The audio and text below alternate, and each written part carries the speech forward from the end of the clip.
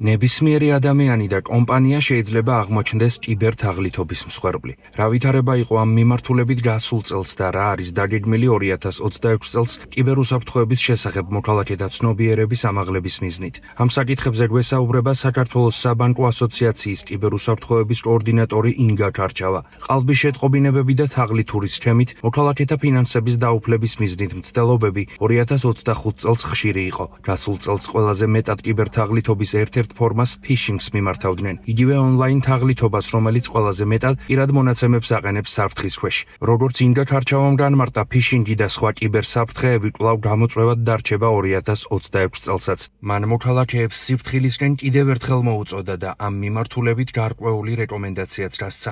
2025 წლის მდგომარეობით რამდენიმე ტიპიური კიბერშეტევა ჰქონდა. ეს იყო ძირითადად ფიშინგ შეტევები, ეგრეთ წოდებული სატყუარა, რომელსაც იღებდა მომხმარებელი, ძირითადად SMS-ზე ან სოციალური ქსელების მეშვეობით, სადაც მოუწოდებდა თაღლითი გარკვეული სენსიტიური ინფორმაციის შეყვანას. საფრთხილო არის ის, რომ ფიშინგ ტიპის შეტევები ძალზე დაიხვეწა მათ შორის ხელოვნური ინტელექტის გამოყენების შედეგად. ფიშინგ ტიპის, ანუ სატყუარა ტიპის შეტყობინებები გაცილებით, ესე ვთქვათ, გამართული ენით არის შედგენილი და კონტექსტის გათვალისწინებით. ზუსტად მომხმარებლის იქნება ის ვთქვათ კონკრეტულ სფეროში არსებული, ან ვთქვათ მომხმარებლის ინტერესის გათვალისწინებით შეიძლება უზუსტესი შინაარსის ფიშინგ შეტყობინების წამების შექმნა.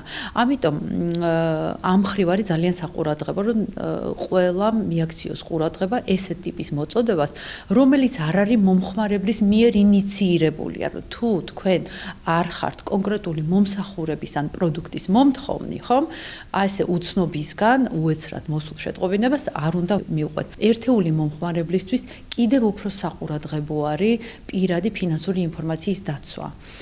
ეს კიდევ ერთხელ გამამახვილებთ ყურადღებას, რომ უცნობ ვებგვერდზე, რომელზეც თვითონ არ შესულა, საკუთარი ინიციატივით არ შესულა, არ მოუთხოვია მომსახურება ან კონკრეტული პროდუქტი, არ გააზიაროს არავითარ შემთხვევაში საბარათე მონაცემები და ინტერნეტ ბანკში შესასვლელი მონაცემები და მნიშვნელოვანია, რომ ყველა ის მოწყობილობა, რომელიც ინტერნეტში არის დაკავშირებული, მუდმივად იყოს განახლებული მომხმარებლის მიერ. ინგა ქარჩავამ კიბერუსაფრთხოების შესახებ საზოგადოების ცნობიერების ამაღლებაზე გაამახვილა ყურადღება. მან ამ მიმართულებით საქართველოს საბანკო ასოციაციის ორგანიზებით 2026 წელს დაგეგმილ საინფორმაციო კამპანიაზე დეტალურად ისაუბრა. წელსაც ჩვენ ვაგრძელებთ ცნობიერების ამაღლების, ესე ვთქვათ, აქტივობები ჩვენთვის უკვე სტანდარტული გახდა.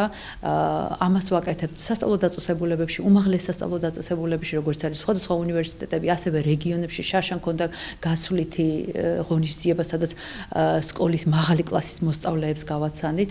დღეს უკვე არა მხოლოდ ვთქვათ ზრდასრულ ადამიანს, რომელსაც ვთქვათ სამსახური გააჩნია, პლასტიკური ბარათი, რომელთაც ახორციელებს გადარიცხვას, დღეს სკოლის მოსწავლეებსაც აქვთ ბარათი და ისინი უკვე ფინანსური სერვისებით სარგებლობას და ვთქვათ გადახდას ეჩვევიან უკვე სასკოლო ასაკიდან. ამიტომაც ძალიან მნიშვნელოვანია, რომ აქედანვე იცოდნენ რა საფრთხეები არის, იგივე ვთქვათ საბარათე მონაცემების გამჟღავნების თვალსაზრისით, რა ძირითადი წესები არსებობს იმისთვის, რომ მათ დაიცვან თავისი უსაფრთხოება და მათი ვთქვათ ფინანსური აქტივების, ეს იქნება ბარათი თუ ანგარიშის უსაფრთხოება